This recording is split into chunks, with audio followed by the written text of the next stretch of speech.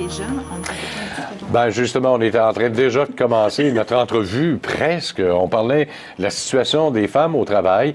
Nouveau sondage qui a été publié par Monster.ca qui démontre que les femmes sentent qu'il y a peu de choses qui ont changé au cours des 25 dernières années. Je regardais le sondage, puis ça m'inquiétait un peu. On va en parler avec Karine Emery, qui est directrice de services professionnels chez Monster.ca.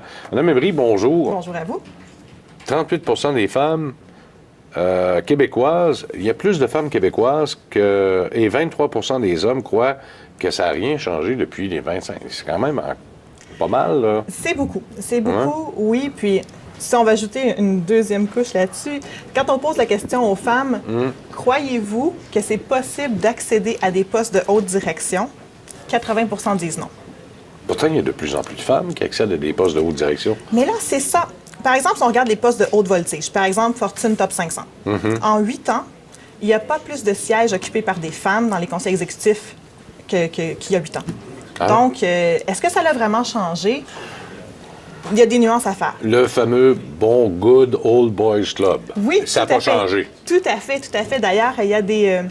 je vais reprendre une expression, le pink ghetto, si on parle. Par exemple, que les domaines des ressources humaines, où est-ce que les femmes, c'est là qu'ils vont avoir des postes de haute direction.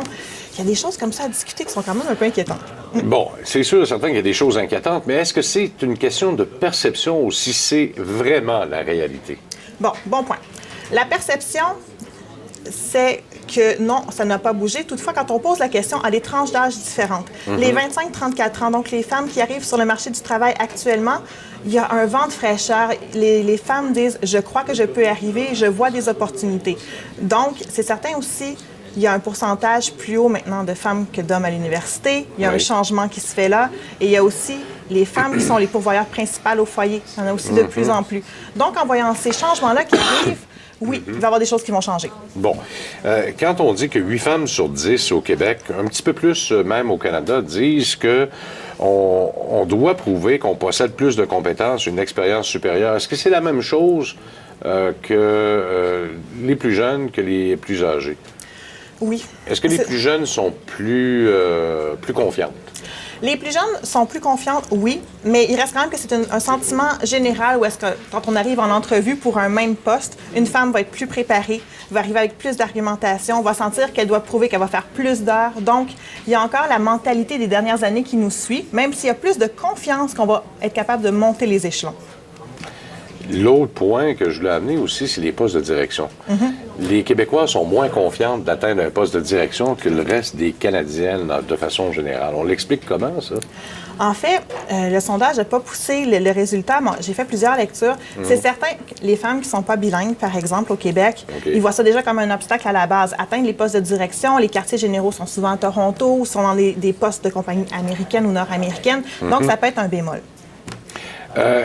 Les emplois offerts n'excluent habituellement pas les femmes, Non. habituellement.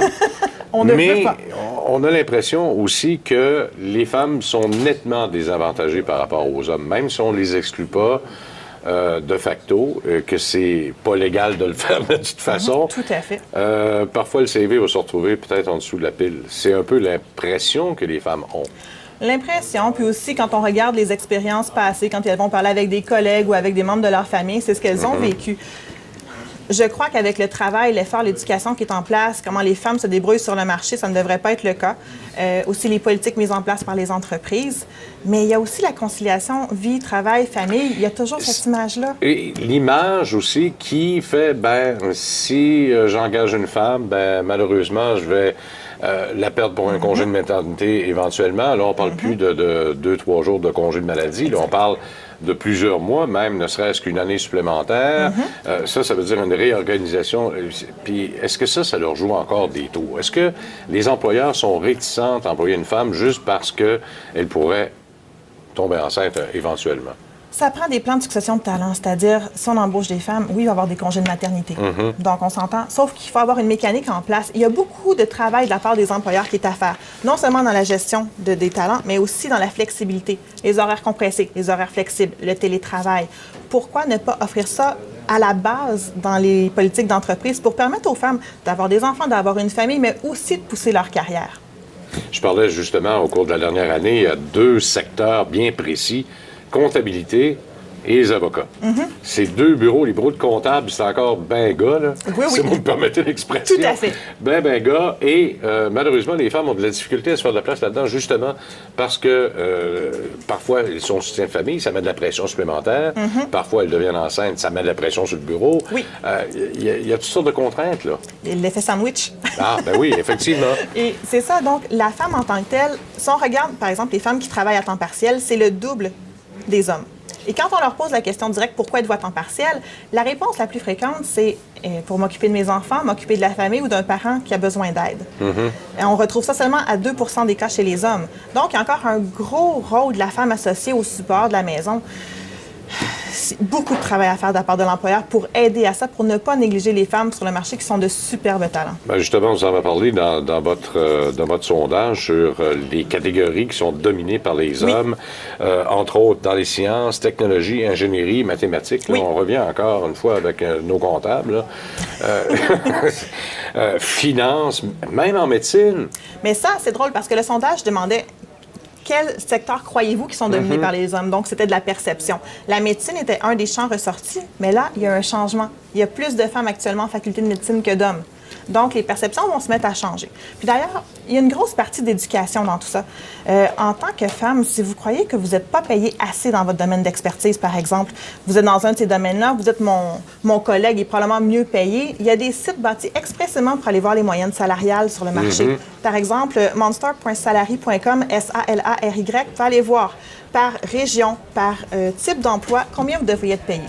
Madame Emery, merci beaucoup. On se fait le beau temps des fêtes. Merci beaucoup à vous aussi. On se retrouve l'année prochaine. À bientôt. Au revoir tout le monde. À la prochaine.